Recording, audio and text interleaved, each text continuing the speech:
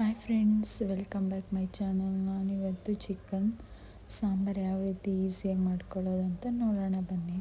ಮೊದಲಿಗೆ ಒಂದು 4-5 ಈರುಳ್ಳಿ ಕಟ್ ಮಾಡಿ ಇಟ್ಕೊಂಡಿದ್ದೀನಿ.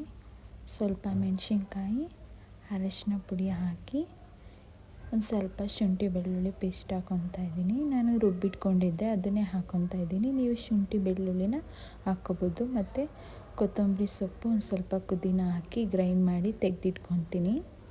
ಈಗ ಒಗ್ಗರಣೆಗೆ ಒಂದು ಪಾತ್ರೆಗೆ ಆಯಿಲ್ ಹಾಕ್ಕೊತಾ ಇದ್ದೀನಿ. ಈಗ 1/2 kg ಚಿಕನ್ನ ಹಾಕ್ಕೊತಾ ಇದ್ದೀನಿ. ನೀವು ಎಷ್ಟು ಮಾಡ್ತೀರಾ ಅಷ್ಟು ಮಸಾಲೆನ ಜಾಸ್ತಿ ತಿರ್ಕೊಬೇಕು. ನಾನು ಅರ್ಧ kg ಚಿಕನ್ ತೊಗೊಂಡಿದ್ದೀನಿ, ಅದಕ್ಕೆ ನಾನು ಆ ಕ್ವಾಂಟಿಟಿಯಲ್ಲಿ ಅದು ತೊಗೊಂಡು ಗ್ರೈಂಡ್ ಮಾಡಿ ತೆಗೆದಿಟ್ಕೊತಾ ಇದ್ದೀನಿ. ಇವಾಗೆಲ್ಲ ಚಿಕನ್ನು ಅದರೊಳಗೆ ಹಾಕ್ಕೊತಾ ಇದ್ದೀನಿ. ಈಗ ಎಣ್ಣೆಯಲ್ಲಿ ಚೆನ್ನಾಗಿ ಫ್ರೈ ಆದಮೇಲೆ ನಾನು ಗ್ರೈಂಡ್ ಮಾಡಿ ಇಟ್ಕೊಂಡಿದ್ನಲ್ಲ ಆ ಪೇಸ್ಟ್ನ ಹಾಕಿ ಇವಾಗ ಚೆನ್ನಾಗಿ ಫ್ರೈ ಮಾಡ್ಕೊತೀನಿ.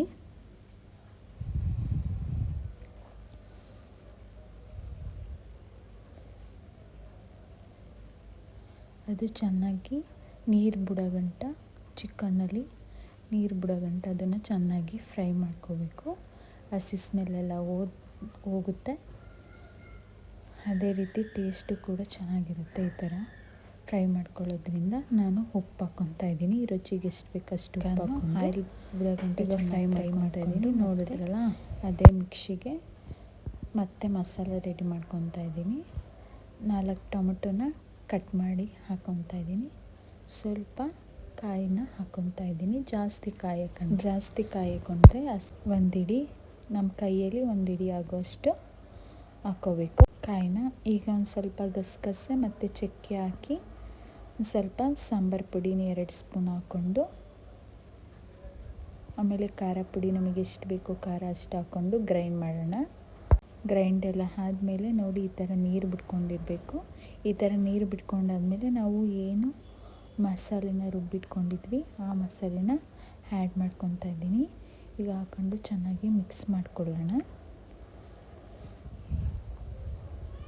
ನೀವು ಚಿಕನ್ ಸಾಂಬಾರು ಮಾಡ್ತೀನಿ ಅಂತ ಅನ್ನೋದಾದರೆ ನೀರು ಜಾಸ್ತಿ ಹಾಕ್ಕೋಬೋದು. ಇಲ್ಲ ನಾನು ಚಿಕನ್ ಸಾಂಬಾರು ಮಾಡಲ್ಲ, ಗೊಜ್ಜು ಥರ ಮಾಡ್ಕೊತೀನಿ ಅಂದ್ರೂ ಕೂಡ ನೀರು ಸ್ವಲ್ಪ ಕಮ್ಮಿ ಹಾಕ್ಕೊಂಡ್ರೆ ಗೊಜ್ಜು ಕೂಡ ಅದೇ ರೀತಿ ಆಗುತ್ತೆ.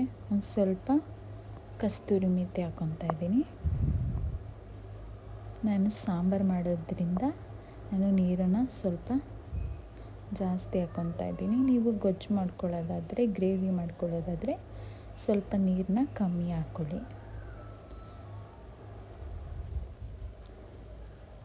ಆಮೇಲೆ ನಾವು ಚಿಕನ್ ಮಸಾಲಾನ ಆ್ಯಡ್ ಮಾಡ್ಕೊತಾ ಇದ್ದೀನಿ. ಈಗ ಚಿಕನ್ ಮಸಾಲ ಹಾಕ್ಕೊಂಡು ಚೆನ್ನಾಗಿ ಮಿಕ್ಸ್ ಮಾಡ್ಕೊಳ್ಳೋಣ.